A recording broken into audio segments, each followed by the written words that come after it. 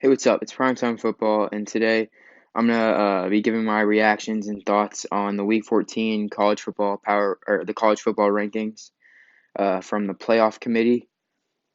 So yeah, let's just get into it.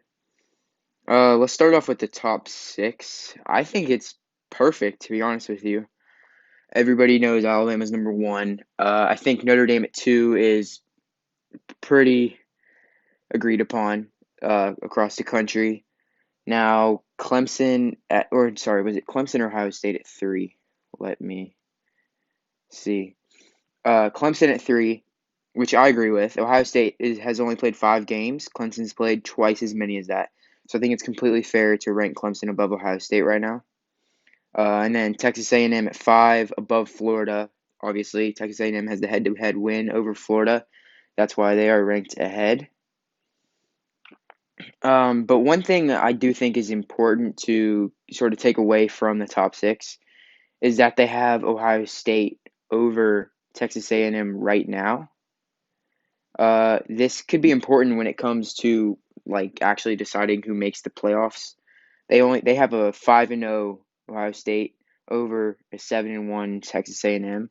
So this kind of makes me think that the committee is gonna put in Ohio State over Texas A&M, even if they end up being just 6-0, and Texas A&M is 8-1 or 9-1. So I think it's a little bit of a tell on just what the committee's thinking or what they will do in the future from now. Um, so yeah.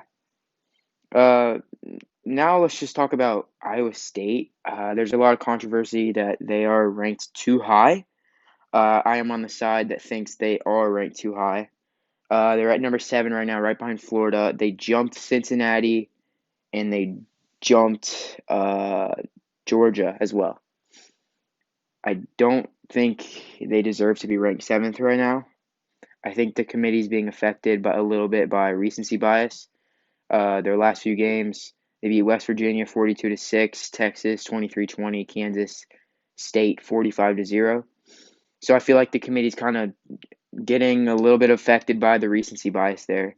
You know, Ohio State still has two terrible losses, one to Louisiana and another one to Oklahoma State.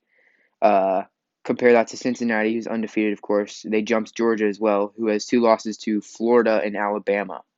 So Florida and Alabama to Louisiana and Oklahoma State. I don't really think Iowa State deserves to be ranked above Cincinnati, above Georgia, maybe even above Miami, or even Indiana. But that's just my thoughts on that.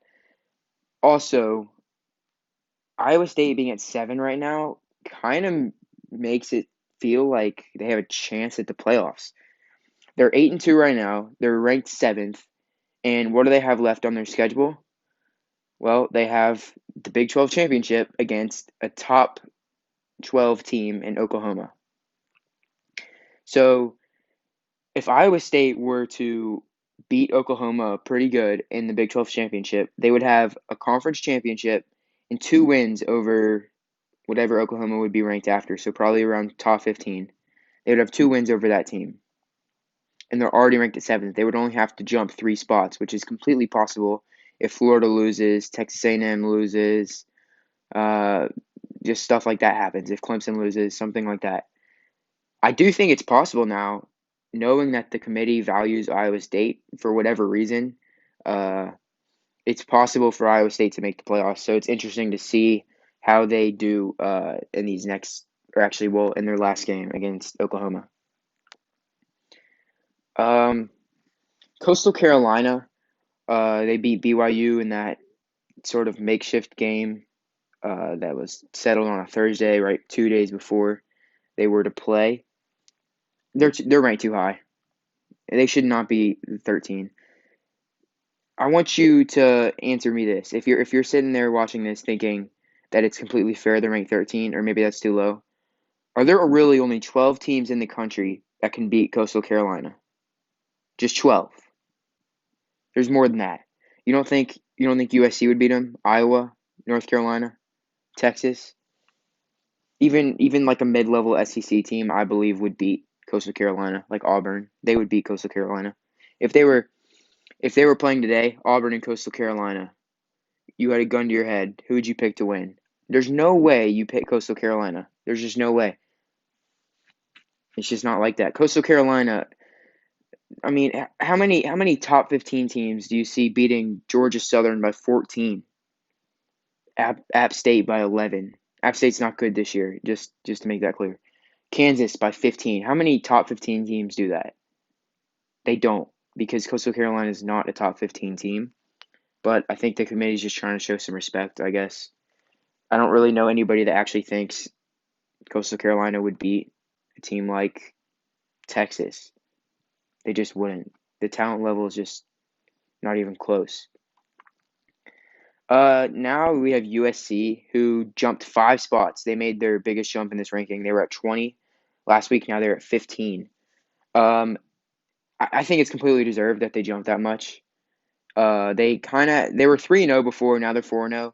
But they were kind of playing a little bit of close games against teams that aren't that great. They beat Arizona State by 1 point in kind of a fluke finish. They beat Arizona by 4, Utah by 16, and now they finally blew out Washington State, which was, I really think, kind of taking the next step for them. They only have one game left on the schedule, then probably the Pac-12 championship. I think there's too much space between them and the playoff right now for them to make that jump. With how small the schedule is, they would have to be blowing teams out consistently every game, pretty much, to impress the committee. And the fact that they just started doing it, it's too late now. I don't think there's any chance to make a playoff right now. I think they're sort of going for that New Year's Six bid. New Year's Six bid, yeah, my bad. So anyways, that's going to do it for the video. Don't forget to like and subscribe and comment down below. Thank you.